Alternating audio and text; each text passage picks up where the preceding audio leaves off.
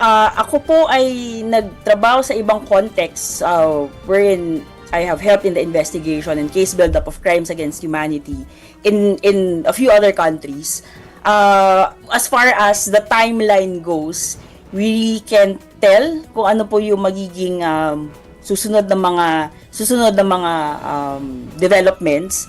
But we do know that there are pending matters right now before the court, including the assessment of the fitness to stand trial. So, gaya po na nabanggit nyo bago po ako isalang for this conversation, there are still assessments to be made by experts, and these experts are also rostered by the ICC actually.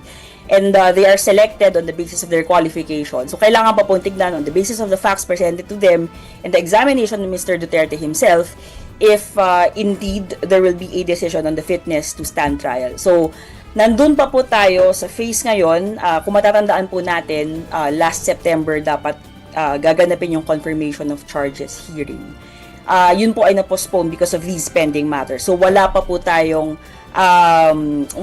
dun sa phase kung saan alam na natin for sure and certainly if this will proceed to trial. But of course, speaking now as a victim community advocate that has been in contact and has worked with and for the victim community in the past few years, best efforts po ito to make sure that accountability is something that we truly attain in the ICC, or not just in the ICC actually. And I think this is an opportunity also to dispel some perhaps notions about the ICC na kapag dumiretso tayo sa ICC ay ibig sabihin disregarded na po ang domestic institutions.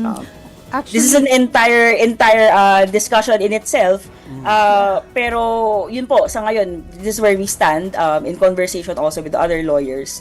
We're trying all our best efforts to make sure that accountability is attained at the level of the ICC at the very least. Actually, attorney, that direction you're going, yun talaga yung tanong ko sa'yo. Kasi merong mga naniniwala na yung involvement or yung intervention ng ICC sa atin dito sa Pilipinas ay parang binabaliwala yung ating mga institusyon dito sa Pilipinas, no? So, baka you can simplify it para sa ating audience po, attorney. Ano pong masasabi po ninyo sa ating audience na naniniwalang parang ina-undermine yung ating justice system dito sa Pilipinas? Ang mandato po ng ICC, kung titignan natin yung buong kasaysayan ng field of international criminal law, which is that particular regime of international law that governs the ICC, ganitong po mga klaseng tribunal, ang tinatry po, yung tinatawag nating international crimes or the most grave crimes of international concern, yung mga tipong heads of state or leaders of military groups or paramilitary groups, sila po usually yung nakita natin na isasalang, not just in the ICC but in previous international criminal tribunals that we've seen throughout history, like the International Criminal Tribunal for Yugoslavia or Rwanda, or even way back yung Nuremberg trials after World War II or yung Tokyo trials after World War II. So, ang concern po ng mga malalakihang International Criminal Tribunal, gaya po ng ICC, to get the big fish. So that's kind of a loose term that we use in international criminal investigation. Dahil ako po ay nagsilbi na rin bilang legal analyst in other contexts gaya na banggit ko kanina.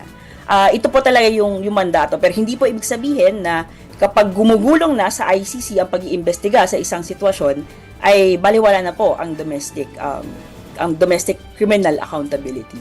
Maaari na sa domestic realm or sa domestic sphere in our local courts, maaaring may mga gumulong na mga kaso, perhaps sa mga tinatawag nating low-level perpetrators.